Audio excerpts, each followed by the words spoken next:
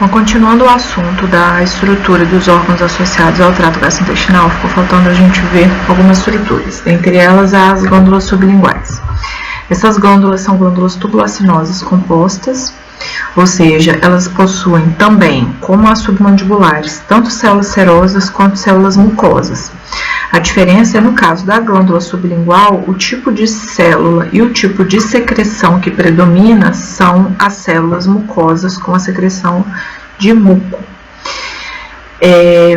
Essas glândulas produzem um volume pequeno de saliva, então elas contribuem pouco para o volume diário produzido, e essas células secretam também uma lisozima, e essa lisozima também é secretada pelas células serosas das semiluas, da mesma forma que eu indiquei lá nas glândulas submandibulares.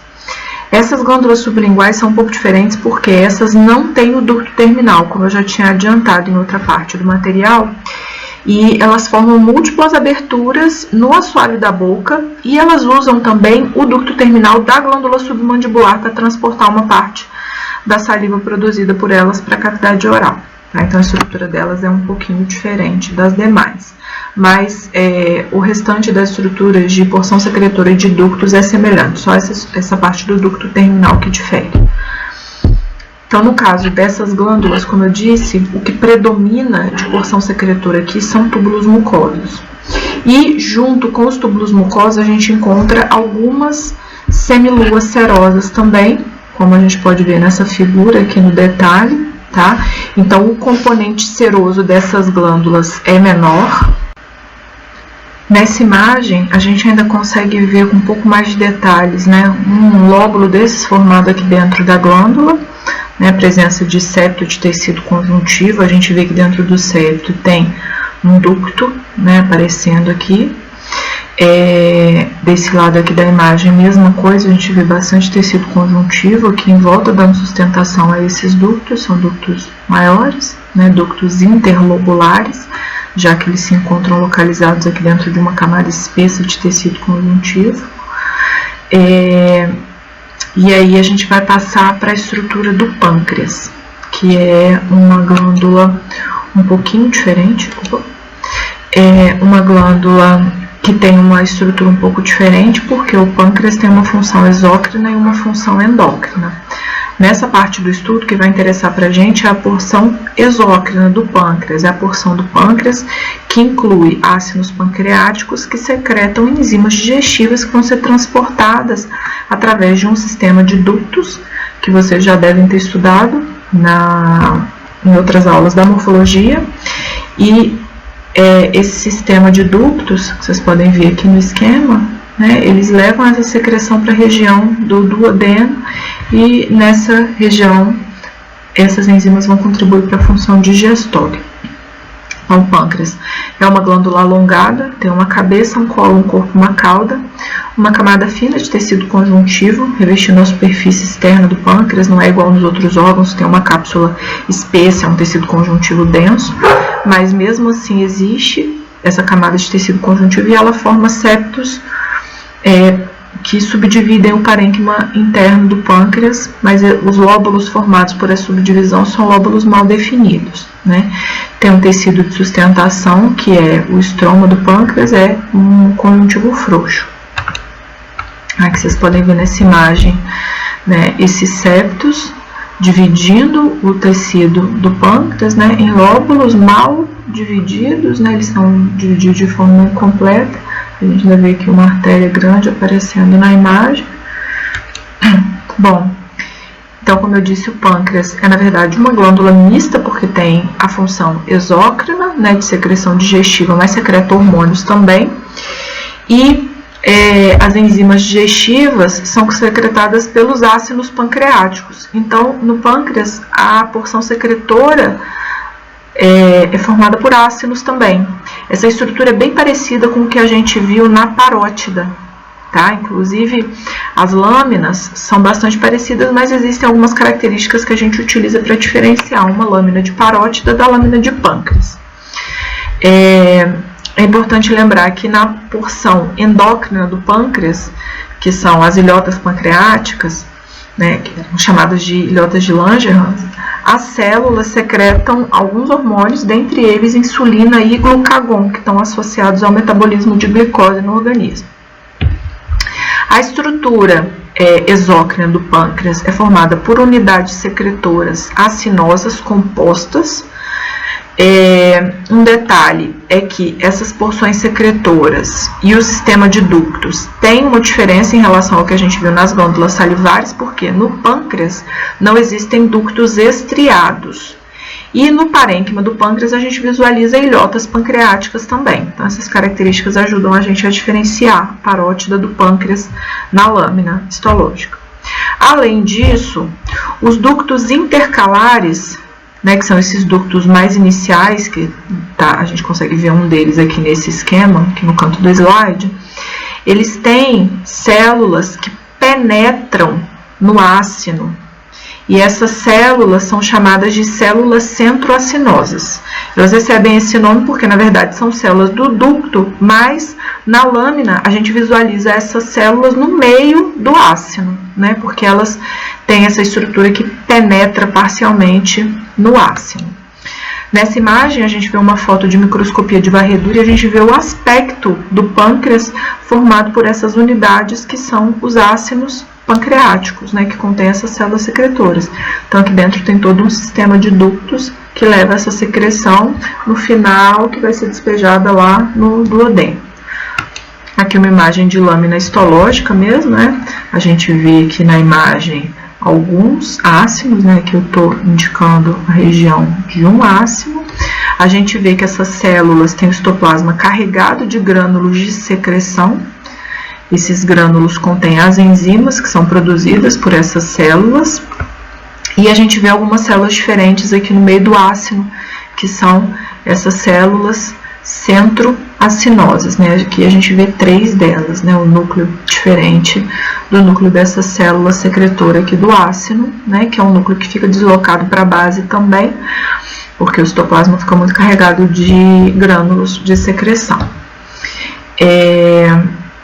O pâncreas produz, em média, mais de 1 litro de secreção digestiva, uma secreção rica em bicarbonato com essas proenzimas digestivas, ou seja, as enzimas na forma inativa, elas vão ser ativadas somente lá no lúmen do duodeno mesmo.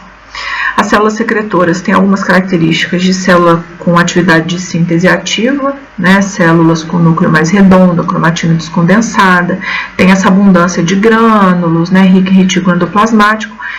E nas membranas basais, essas células secretoras têm receptores para colecistoquinina, que é um hormônio produzido por células enteroendócrinas lá do duodeno que vão estimular o funcionamento dessas células secretoras.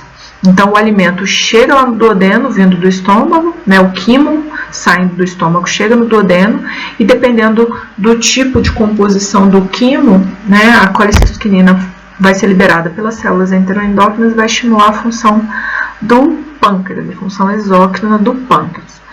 E aí o pâncreas tem também o sistema de ductos, com essa diferença que eu falei para vocês, que os ductos do pâncreas eles não são chamados de ductos estriados, eles são simplesmente chamados de ductos intralobulares, porque as células não têm aquela abundância de mitocôndrias que dá o aspecto das estriações da membrana basal.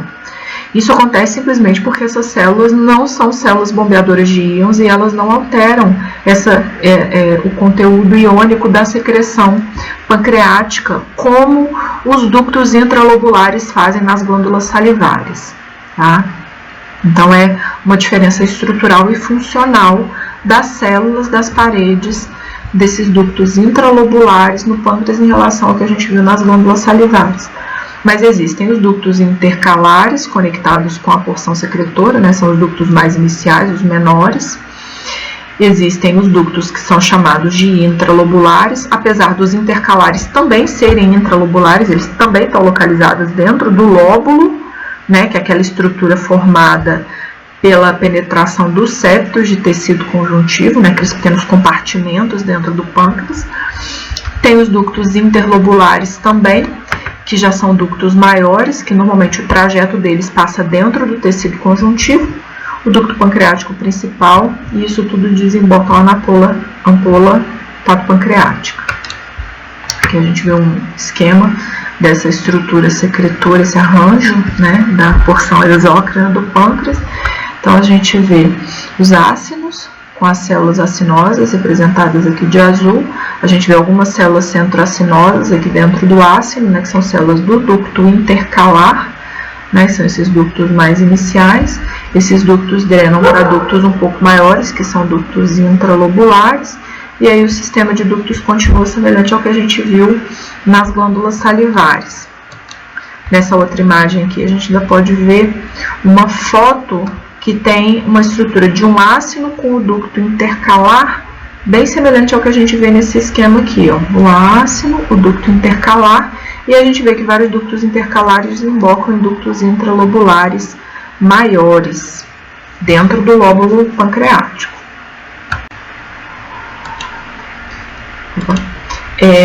A secreção digestiva produzida pelas glândulas, pelos ácinos pancreáticos, né, no pâncreas exócrino, inclui enzimas variadas, enzimas que digerem basicamente todos os tipos de moléculas orgânicas, e o controle da função pancreática é feito basicamente por colecistoquinina e por secretina, tá? Depois vocês vão estudar esse processo, esses mecanismos de controle na fisiologia.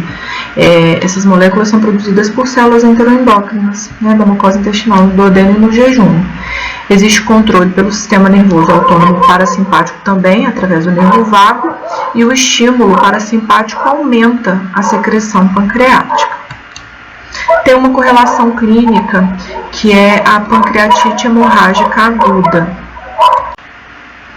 Na pancreatite hemorrágica aguda, o que acontece é que as proenzimas acabam sendo ativadas dentro do pâncreas ainda. Isso leva a uma digestão do órgão.